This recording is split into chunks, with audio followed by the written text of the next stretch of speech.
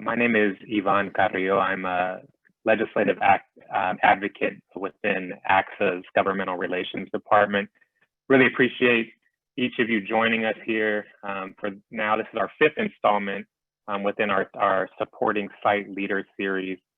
We're going to keep these going as long as they continue to be of value to the field, but very much have been trying to be responsive to what we've been hearing from you all and continuing to bring in speakers and hit on topics and high needs areas.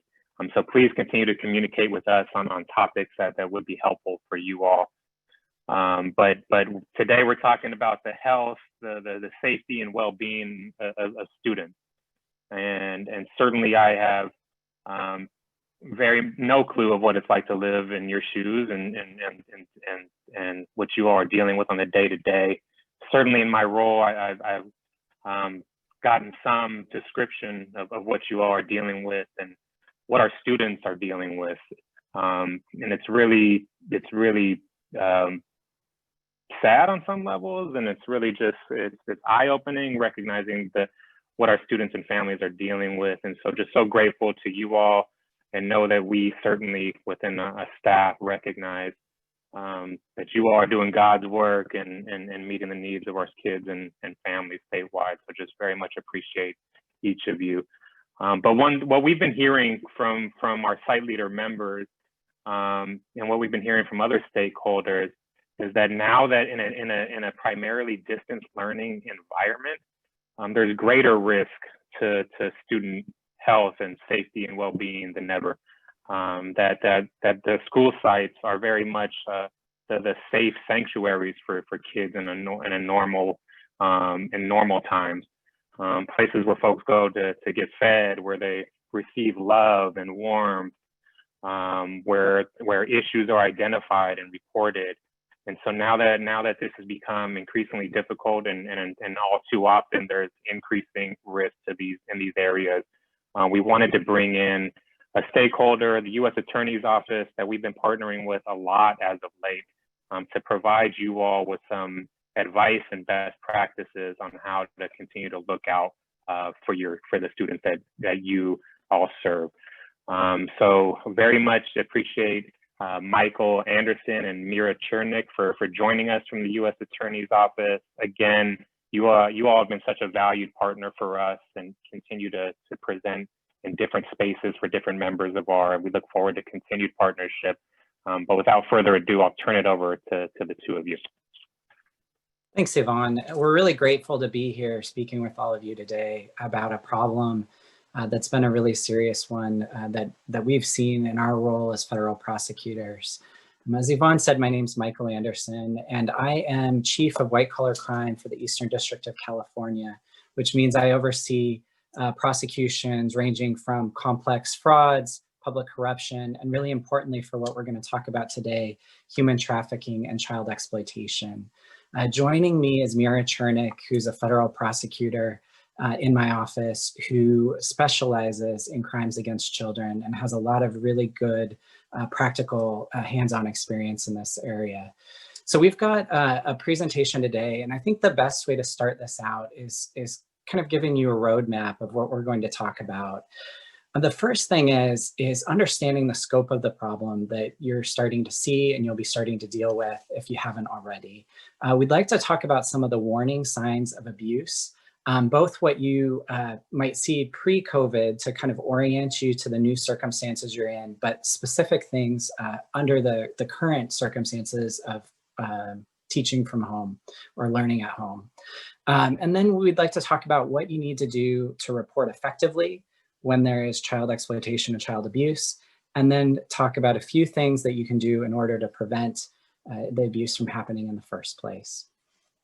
So talking about the problem, we began to see anecdotally at first, when the stay-at-home orders were issued, a dramatic increase in the number of child exploitation offenses we were seeing. We started looking into the data, and it was supported, what we anecdotally were seeing was heavily supported in the data to the point where by July of this year, we had already reached, according to some of the key pieces of data we look at, NCMEC Cyber Tips, the National Center for Missing and Exploited Children, the same levels of reports by July that we had gotten for the entire previous year. That means we're on track this year to have double the child exploitation cases. Now, this is particularly concerning in the context of people in your position as educators and those working with teachers, because about 1/5 of the reports that we typically expect would come in from educators. And not just 1/5, but the really good reports, those that are really well-founded, are often those made by teachers and other mandatory reporters in the education system. But unfortunately, those reports, as has been reported by the Washington Post and other media over the last several months, have dropped off dramatically. And we think that that is in part because of how difficult it is to do this job under the work at home, online teaching type of conditions. So as Yvonne mentioned earlier, I think what it really comes down to too, in seeing this increase in crimes against children, is that for a lot of these kids, that safest part of their day was when they were in the school. And now that they're at home, they're much more vulnerable to things that could happen in the home, but also to other people who would target them over the internet and through other resources. So let's talk, before we get much further, about some of the warning signs of abuse. And when we think of this, we typically break it down into 3 categories. There's the in-person physical or sexual abuse, which I'm sure you've all received extensive mandatory reporter training on and are very familiar with. Human trafficking, which I think over the last 5 to 10 years is something that people have also become a lot more familiar with. There's been a lot of effort to get information out to everyone. And then finally, online exploitation and sextortion, which, as we go out and talk to educators, seems to be something that people are much less familiar with. It's much newer, and it's growing at a very rapid rate. And it can often lead to types of exploitation online, but also to human trafficking and in-person sexual abuse as well. So to give you a little bit more information about these types of offenses so that we can talk a little bit more about spotting them, I think Mira is in a really good position to talk to you about some of the things that she's seen and the FBI agents and local law enforcement that she works with have seen in these cases.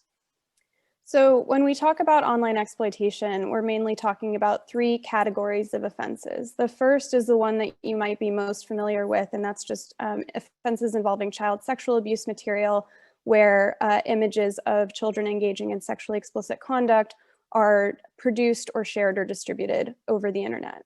The second category is enticement offenses, and that's kind of an escalation from the distribution of material where offenders contact children, often online, and attempt to entice those children to engage in sexual activity with them, either by the child traveling to the offender or the offender traveling to the child, or them meeting somewhere in between. And then the third category is sextortion. And this is a relatively new crime. We're seeing it becoming more and more prevalent in recent years. And this often follows a pattern where the offender, again, often over the internet, will obtain sometimes even just a minimally compromising image of a child, them flashing their chest or showing their bottom. And often that will be captured over a live stream where the child doesn't know that they're being recorded. And then once they have that image, the offender will use that image to extort, hence the term sextortion, the child into complying with their demands. And often those demands are for additional sexual material of the child, sometimes for money, but usually just an attempt to get more and more degrading material from that child, under the threat of the offender releasing the image they already have of the child over the internet, posting it on public sites or sending it often to their parents, their friends, or their classmates and teachers. And an example of this case is a case that was prosecuted by the Department of Justice, our office, United States versus Alex Miller, that's the defendant. And this is just an example to give you a sense of the type of control and influence that these offenders exert over their young victims. This chat, which I won't read to you, but you can read it as I'm talking, is an example of the conversations that Miller would have with his victims. And you can see from the chat that he is very cold and uncaring, and that he's threatening this school-age child that just because she told him that she was too young for him to be asking her to produce these images. Basically, just because she asked him to stop sextorting her, he's threatening to now post the images that he already possesses of her, and she's begging him not to, and he's telling her that it's her fault and that she brought this on herself, and that it's going to happen whether she likes it or not. And that gives you a sense of the control that these offenders can exercise over their victims, and the types of behavior that this can elicit from their victims, a type of desperation and reaction to their phone that we'll get into a little bit later, that you can be keeping an eye out for, or instructing your teachers to keep an eye out for as they're engaging with children. So now that we've covered what we're talking about when we talk about abuse and kind of shared some of our expertise in that area, we can turn it over to you guys for a moment. You have been teaching, or your teachers also have been teaching for a long time, and you've heard a lot about their experiences and had your own experiences in the classroom. And so thinking back to the time before COVID, what would you or your teachers look out for in the classroom as signs of physical or sexual abuse, just to kind of ground us in the world that we were in pre-COVID and what our tools were then? And you can feel free to type into the chat box. If anyone's super excited to unmute and call out, you're welcome to do that too, but I'm trying, for some reason I can't see the chat. So if someone is typing in, maybe Michael, you could read any of the responses that we're getting. So we're seeing withdrawal, bruises, welts, burns, bruises. Let's see some of the other. Okay, there it is. I'm seeing the chat now. Flinching around adults, decreased attendance, irritability. Yeah, this is all in line with kind of what we would say as well. So you guys covered pretty much the main points that we had here: unexplained injuries, the welts, or any other marks that you're seeing on the children, changes in behavior. I think something that hasn't been mentioned yet that's worth mentioning is age-inappropriate sexual behavior. That's harder maybe to detect in the age of Pornhub, when students may have access to sexual content that they find on their own and not necessarily because they're being abused. But it's always a good idea to keep in mind that if a child is exhibiting sexual knowledge that's age inappropriate, there may be some more nefarious explanation for that. And then someone also mentioned a fearful response towards adults or flinching, which can also be one of these signs. In terms of signs of additional types of abuse that you may not have encountered so much in the classroom, or maybe you have, the signs of child sex trafficking can look similar to signs of physical or sexual abuse, but there can also be some significant differences. So a history of running away is definitely an indicator. Also, large amounts of cash, phones, or hotel keys. You wouldn't expect a child to have that, and if they do, it might be an indicator that they're involved in the life. Tattoos or branding, especially ones that are specific to pimp imagery or ownership imagery, like these two, you see kind of commodification images like the barcode, or having the pimp's name tattooed on the victim.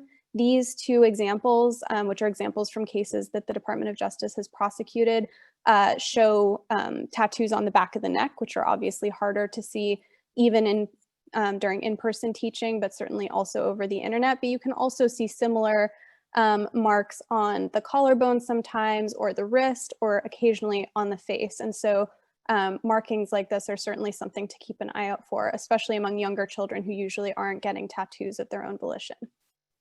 Signs of physical abuse, which you're certainly familiar with, can be also an indicator of human trafficking or child trafficking if force is being used to force a child to comply.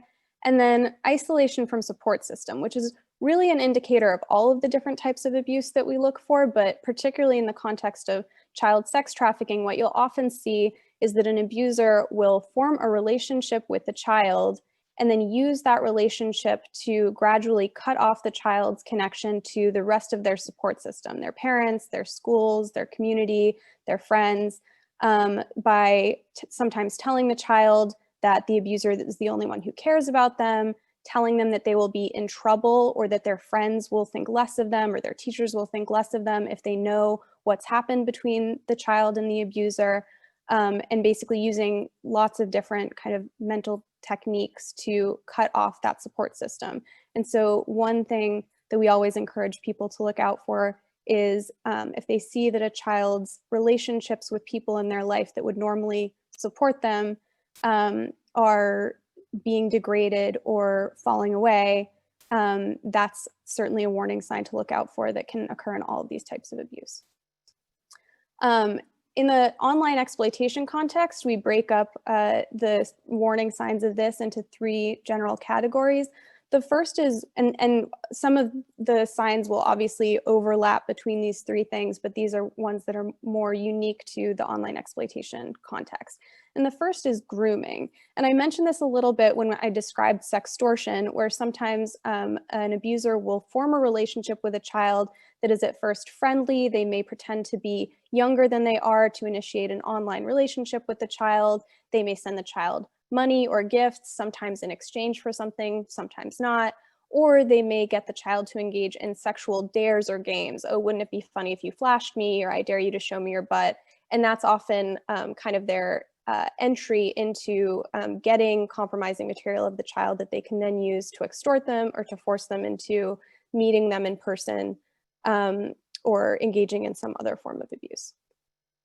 The second category is mood changes. This came up in the context of in-person physical or sexual abuse, but it's certainly an indicator that a child may be having an unhealthy relationship with someone online or maybe experiencing threats from someone online. And then the third category is control. And we see this happen in a few different ways. One is the context I just explained with the human trafficking, where they're isolated from their support system. That can certainly happen in the online exploitation context too. A second one that's more unique sometimes to online exploitation and sextortion is unusual phone-related behaviors where the child is acting strangely around their phone, often because an abuser is sending them demands that may be time sensitive. So they may be getting messages saying, if you don't send me XYZ picture of you in the next 30 minutes, I'm posting. And so a sense of urgency around their phone or a sense of distress around their phone can be an indicator that a child is being exploited online. And additionally, another type of threat that sextorters will use, and sometimes child sex traffickers as well, is the threat of a penalty being imposed if the child reports what's happening to an adult or authority figure. And so another indicator of online exploitation or in-person exploitation can be that an expression of concern from a responsible adult is met with hostility or silence because a child is concerned that if they do say what's happening, they'll be in trouble, or their abuser will be in trouble, which will then result in consequences for them.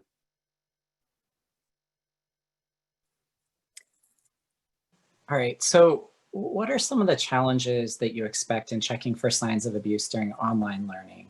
What are some of the things that your teachers or you are seeing that are making it more difficult? Kids don't turn on the cameras. Yeah, we've heard that a lot. Any others?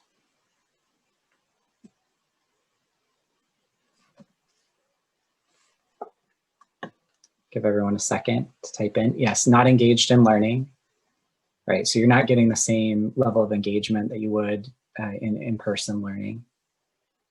Yeah, parents, adults lurking, so no privacy. And I'm going to cover this in the next slide because there's something I think a lot of people are not thinking about in this online environment related to that. The teachers haven't met the students, right? So you don't have the same level of engagement. You have lack of engagement. Relationships are not as strong. Absolutely. You don't have the chance to do visual check-ins, right? You're not going to see the tattoo on the back of the neck necessarily, or the bruising as easily. Right, those are all great comments. And trusting adults is difficult on the platform. Worries about cutters too. Yeah, absolutely. I mean, there are just a ton of difficulties and challenges with this. And I think you've all highlighted some really good ones.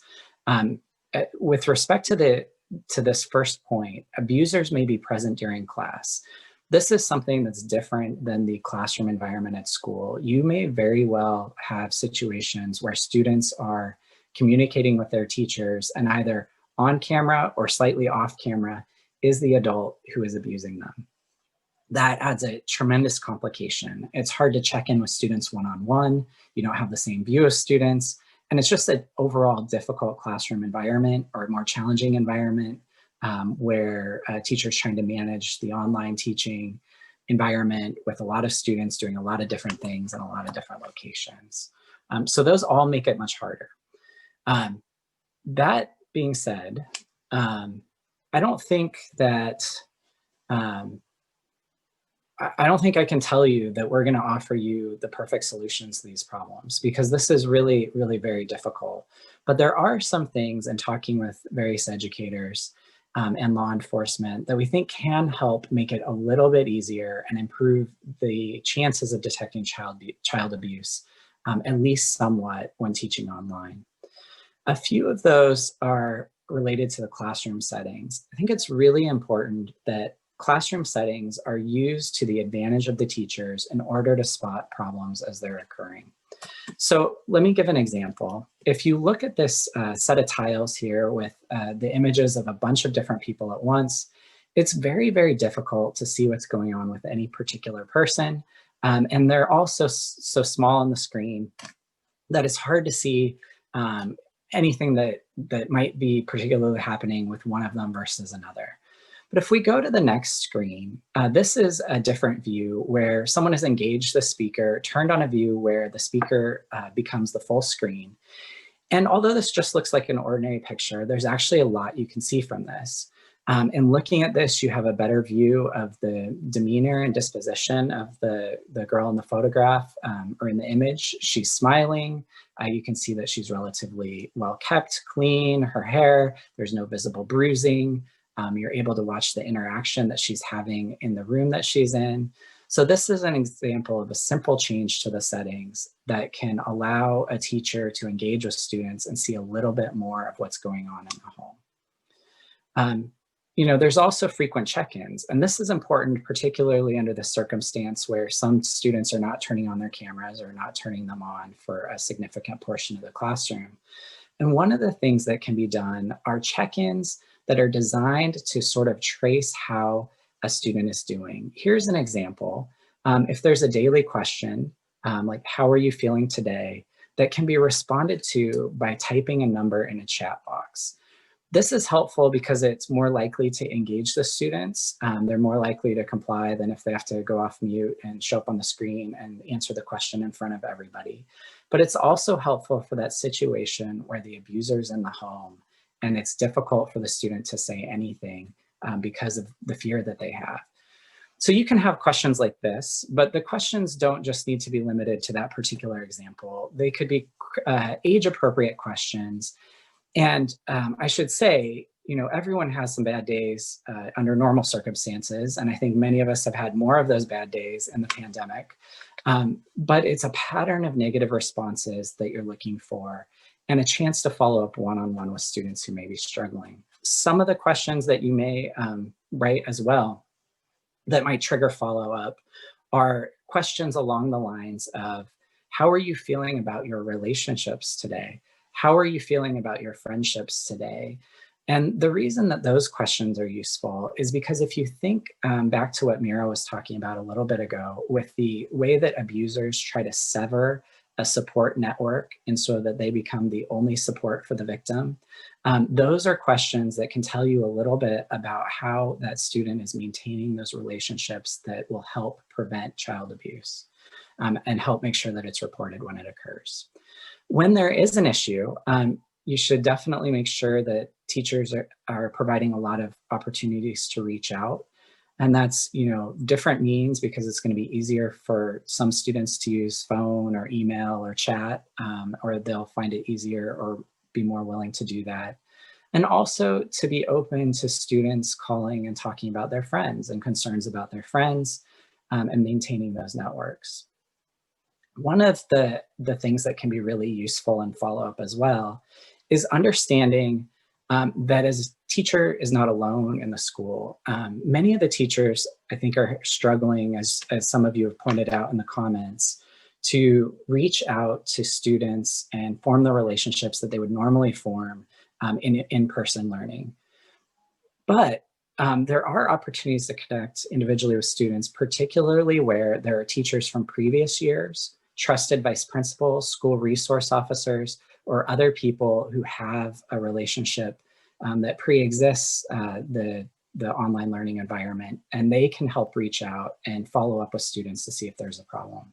If there is, of course, then report when appropriate. With that said, so in order to report, I think one of the questions that we get a lot is, how do I report and how do I do it effectively? But even before that, how do I know that I should report? It can be really tough to know whether or not something has happened when you just have a suspicion and there are a few clues that lead you to think, this isn't quite normal, I don't feel good about this, what should I do? And what we tell people, and what we've consistently also heard from law enforcement agencies, the FBI and local law enforcement, is that you should trust your instincts. You're highly trained, experienced educators who know a lot about students. And even if you can't specifically prove something or know something for sure, the fact that you're having a concern and a suspicion is an indication to you that you should report. And part of the reason for this is that as a mandatory reporter, you are not the decider. You're not the judge, you're not the jury, you're not the final determination as to whether or not there's abuse going on. You're just taking the very beginning first step of an investigation.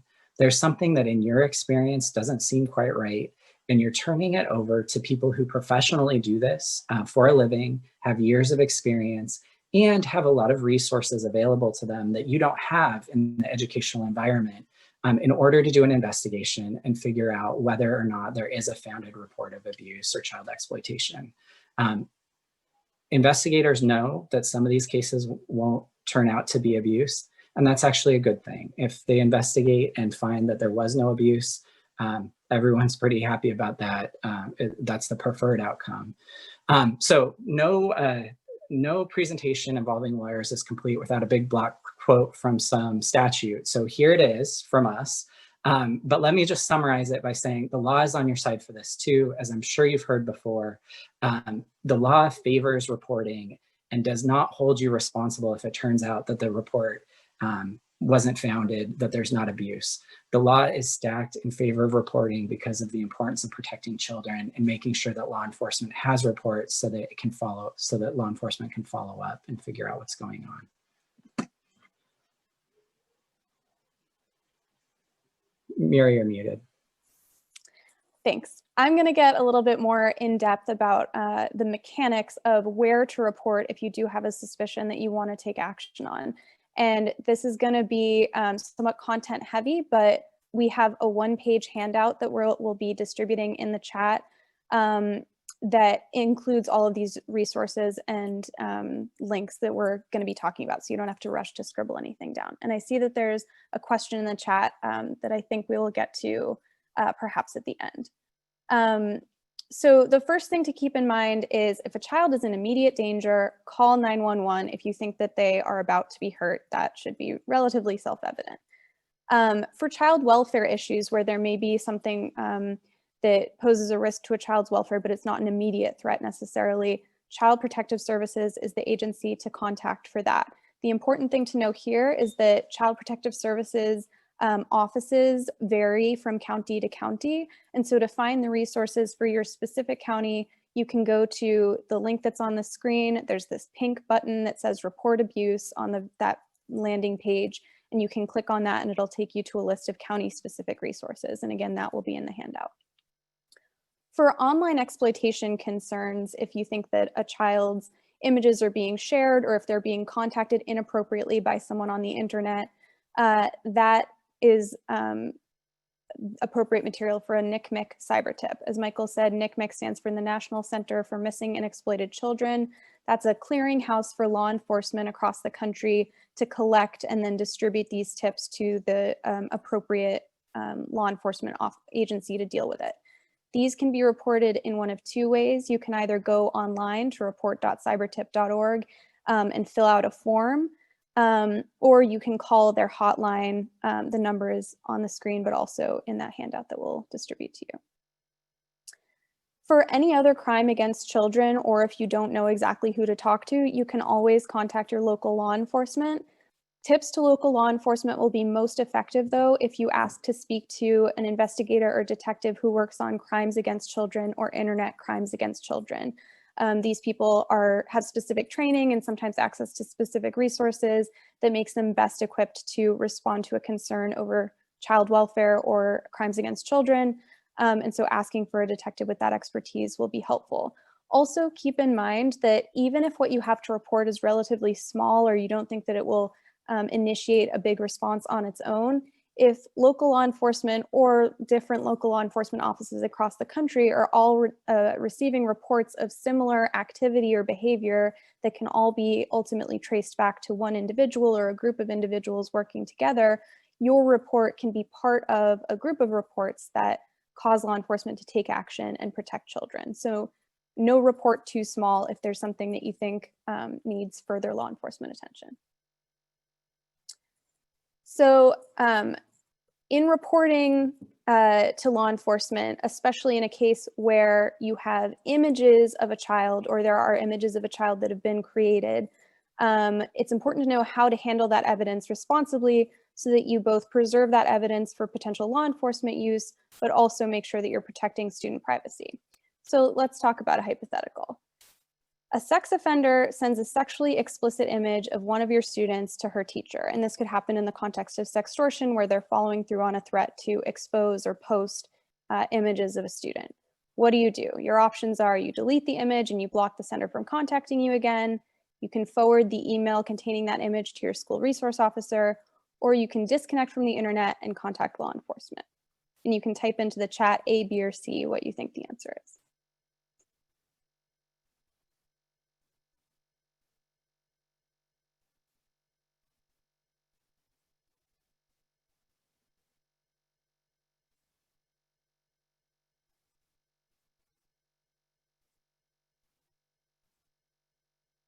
So we're getting some C's, a bunch of C's, some B or C. Some people think B. All right, so a mix of B's and C's. So the answer for this one is going to be C. And the reason why you want to take these two steps, first you want to not delete the images because that's potential evidence. Everyone seems to be grasping that point. You don't want to get rid of it because law enforcement can use it in a case against that offender. The reason that you want to put the device on airplane mode or disconnect it from the internet, and that can mean putting it on airplane mode and also blocking Wi-Fi, is for a couple of reasons, but you don't want the offender or the person who sent you the image to find a way to access your device and delete the evidence off your device, which loses that evidence. And you also don't want the potential for someone else to access your device and access that image of the child and potentially infringe on that child's privacy more or distribute the image further. So removing your device from the internet is a way to make sure that that image stays where it is and is protected. And then you can contact local law enforcement and or NCMEC to report that image depending on the circumstances of the case.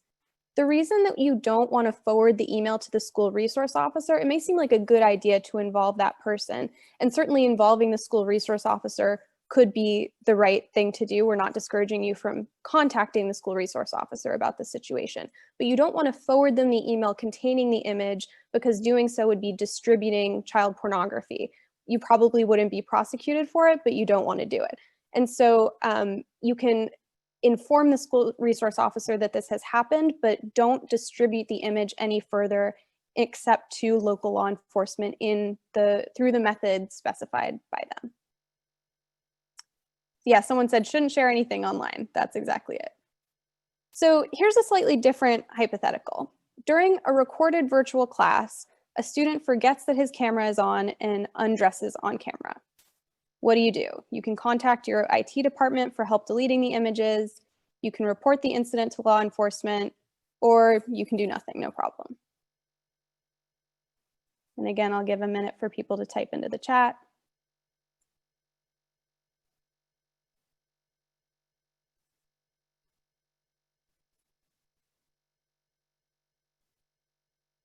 People are maybe feeling a little more shy. All right, we've got some A's. Yeah, someone's a little bit skeptical that this student didn't really mean to do it. That's fair. All right, so it looks like pretty consistent A's, and that's the right answer. So in this, for the purpose of the hypothetical, we're assuming this was a well-intentioned kid who just forgot. And the reason that we don't need to contact local law enforcement is that no crime has been committed here, right? It was an innocent mistake and nobody meant to do anything wrong. But you do want to make sure that that student's privacy is protected and that their images don't remain on either a school server or on your personal device. And the way to do that is to get in touch with IT as quickly as you can. You don't have to stop class to do it necessarily, but you do want to note the date and time of the incident so that you can report that to IT so they know exactly where on the servers to go and excise that footage. And you also want to communicate to them what time zone you're in. The server may be on a different time zone than you are, and so you want to make sure that that's communicated clearly.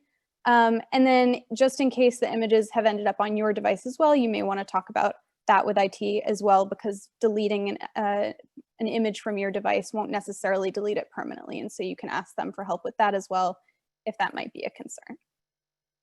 Yes, and someone in the chat has pointed out that while it's happening, you can also disable your camera as quickly as possible to keep that incident from progressing further. And Michael will address exactly that issue and how to set up those settings correctly to enable you to step in quickly in this next section. All right, so, there is no way that we will be able to prosecute and arrest our way out of child sex abuse happening. So one of the really key things that you can do as leaders and people that are respected in your communities and in your schools is help prevent this from happening in the first place and make it hard for offenders to commit these offenses. So with prevention, one of the first things that we talk about is securing your online classroom. Teachers should take control over the settings for their classroom for just the type of circumstance that was just mentioned in the chats. If something pops onto the screen, whether from a student or maliciously from someone who's trying to sextort a student, a teacher needs to be able to turn off microphones, turn off cameras, and otherwise take control over that environment. In order to do that, settings should be checked and default settings should not be relied on. Each platform, whether it's Zoom or some other platform that you're using, has its own set of settings. And if teachers go into that, they can adjust and take control over what's happening in the classroom. Classrooms should also be password protected. The reason that they need to be password protected is that so that nobody who's not supposed to be there can get in.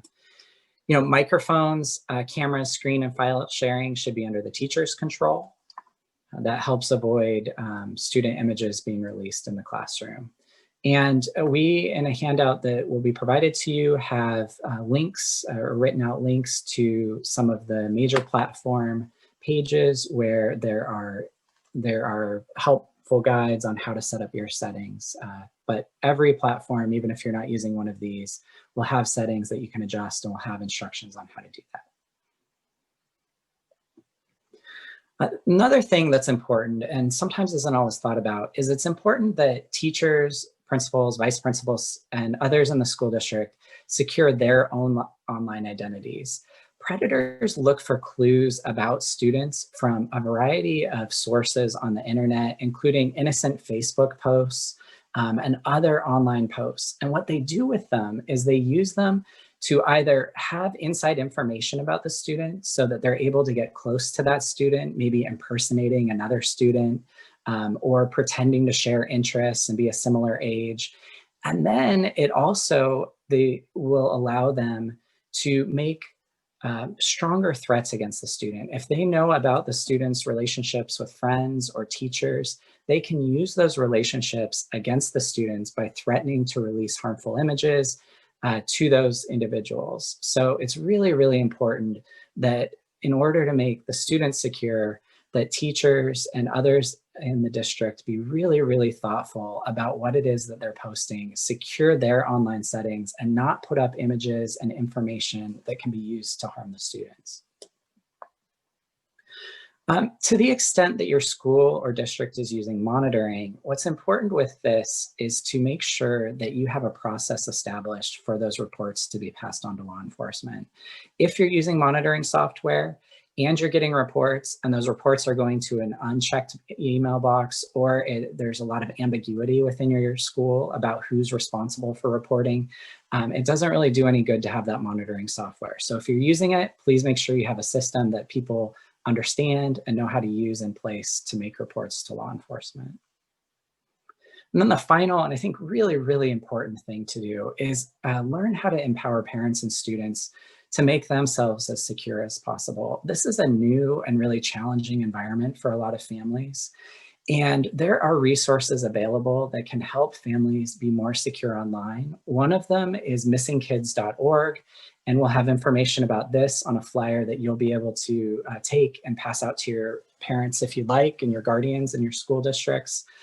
There's also resources available on a website that's run by the FBI that can also help people secure their online environment and make it less likely that their children will be targeted by predators. Here's a copy of the flyer that we'll hand out, so you'll get that shortly if you don't have it already in the chat. And it gives you just some tips that you can give out to families and parents and educators, whether that's at a back to school night or on your website or some other method. So we'd be happy if there's time left to take any questions. We really appreciate the work that all of you are doing. I know that principals and vice principals and other educators are really at the front lines of a lot of this, trying to make sure that students are safe in this difficult time, and it's not easy. We're happy to also respond to email inquiries. Our email addresses are on the next slide, and you're welcome to reach out to us if you have any questions. So I saw, Michael, that we had a question from Felicia. How do you encourage our teachers to continue to report when parents are telling us that caseworkers told them the school reported, or are encouraging them to clear it up with the school, which has happened, it sounds like, multiple times at her site? So it sounds like the issue here is that CPS is maybe not taking responsibility for fully investigating and is placing some of the onus back on the school, or telling parents where reports are coming from. I would say part of this might just be messaging to teachers that as mandatory reporters, if they're reporting to CPS, they are doing their job. And if parents are unhappy about that, that is not the fault of the teacher, or something that they need to feel like that they haven't done anything wrong and that they won't be in trouble.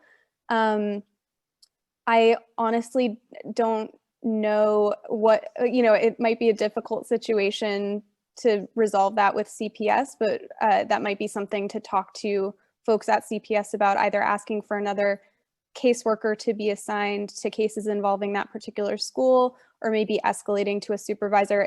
Because the resources vary from county to county, it's hard to say exactly how to resolve that within CPS. Michael, do you have anything to add? Yeah, it may be a situation where the leadership at your school or in your district needs to engage with CPS and express your concerns about that and how difficult that can make it for the teachers in doing their mandatory reporting. Even if CPS continues to do that, however, the mandatory reporting obligations are still there for your teachers. And it's important because even if the first report doesn't get acted on in the way that you hope it does, and maybe the second and the third, the accumulation of reports can be really, really valuable, both to CPS and also to law enforcement over time. One other thing that the teachers and others in the school can do that's helpful is keep a log of some of the things that you've seen, so that there's a contemporaneous record of what you've observed and the report that you've made. That can be used later if law enforcement becomes involved, particularly in an abuse situation. There's also an option where it looks like there's some sort of sexual abuse or another crime that's occurring, to reach out to local law enforcement in addition to CPS. And hopefully they will be more understanding of the need to protect the reporter so that they can keep getting reports and investigate these things thoroughly. I would add to that, it seems like there's a number of situations where teachers' names are being given to the parents. I don't know if this is something that CPS would honor, but if you explicitly request anonymity, that might make it less likely for them to share the identity of the reporter, rather than if you just share your name and don't explicitly ask for that.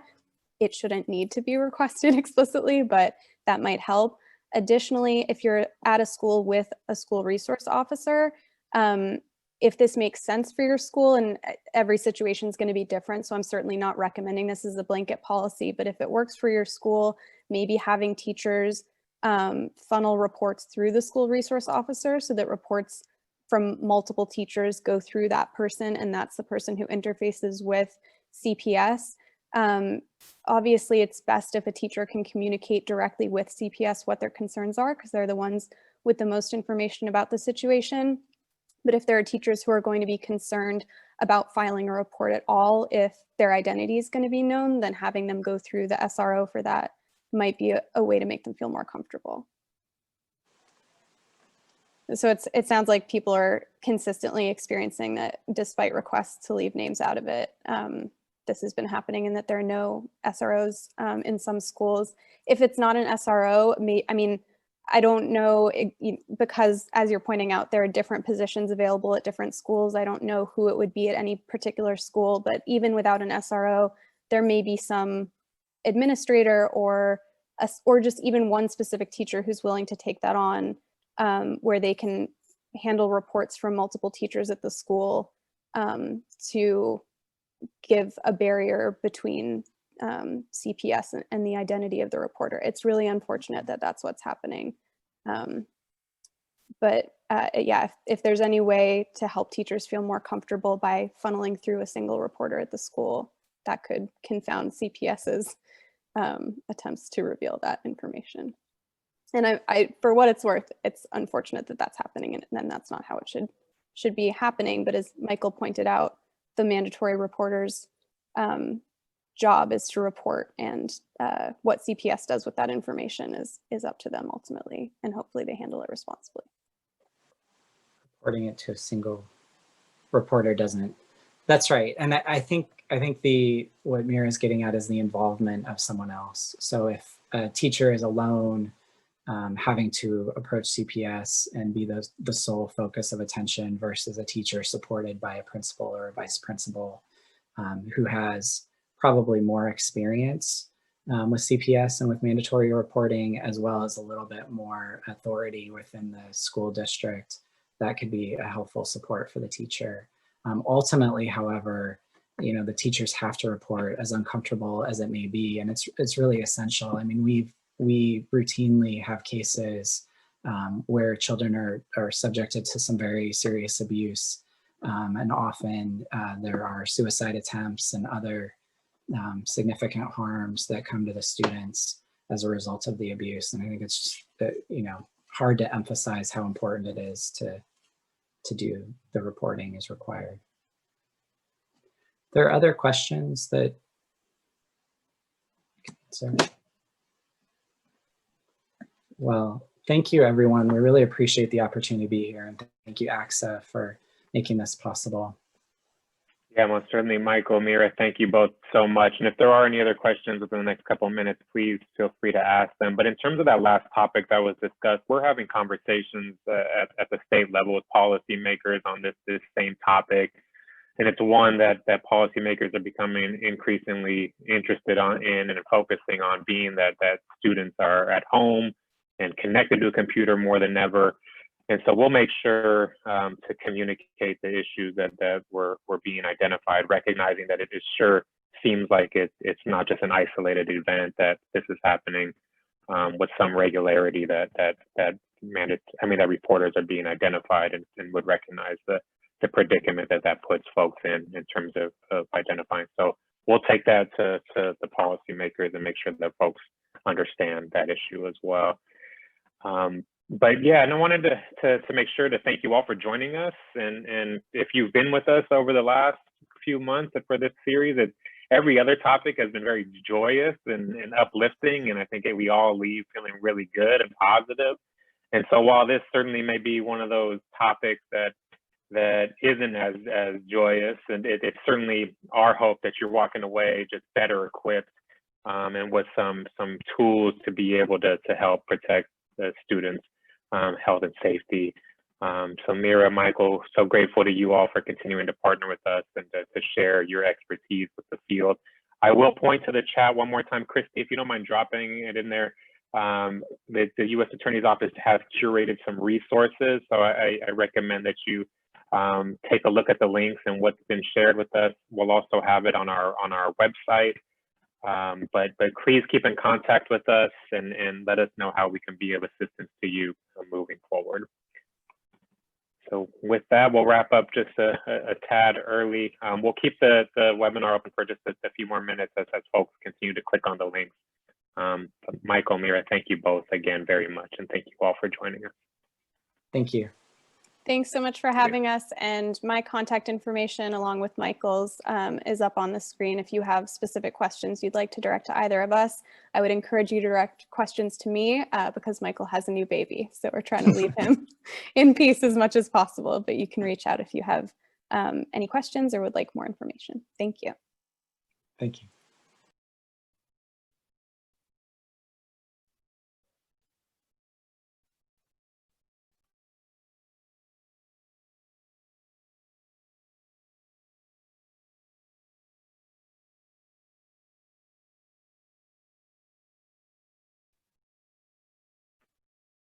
Christy, Gianna, Josh, thank you all for all your assistance and support. Thank you, Yvonne, for putting this together. We really appreciate it.